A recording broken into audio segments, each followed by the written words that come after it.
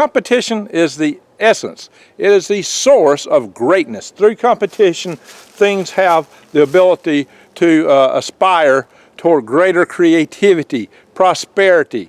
But a lot of people in our society are scared of competition because we've not socialized our young people to understand it and to understand how to deal with it, and are often now afraid of it.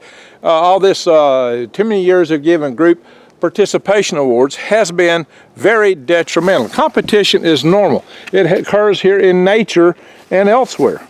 Life exists through competition. Say hello to my cat.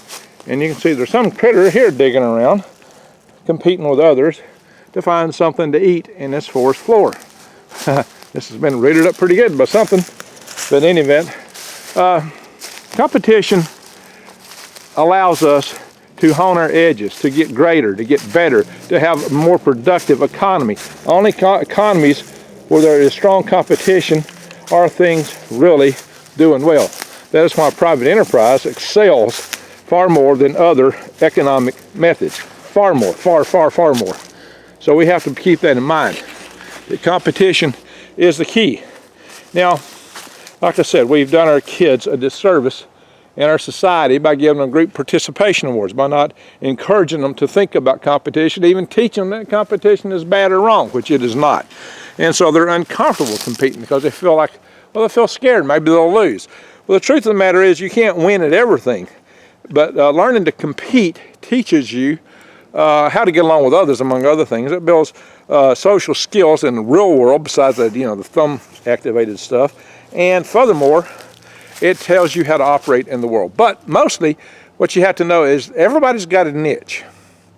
You might not be good at X, but you might excel at Y or Z. And you just have to be competitive. You don't have to be the best in the West. You just got to be more competitive than most. You got to be up there in whatever niche you decide to fill in the end. Whatever you are, really good and competitive in. It might be you're good at mathematics. It might be you're good at turning wrenches. It might be you're good at snipping wire. So we need people to do those things, turn wrenches and snip wires, or our society's going to fall apart. Welding. Welding is fun. It's creative. Come on, guys. Building things. Building things is creative. That's fun. Art, okay.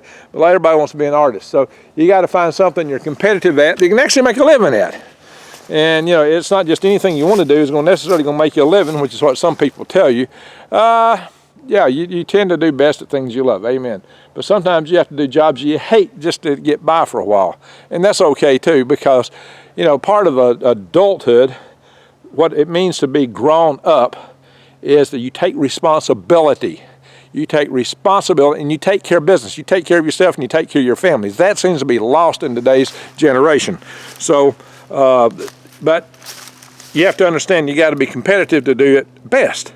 Or at least, hey, you got to be able to get in that factory and do whatever you got to do if that's your calling for the time being. Yeah, I've worked in factories. So don't give me some preachy thing, oh, I don't want to do this. I have worked in a cotton mill. I've worked in a chicken plant. I've hung live chickens. I've been in the Army. I've dug the foxholes and the ditches, okay?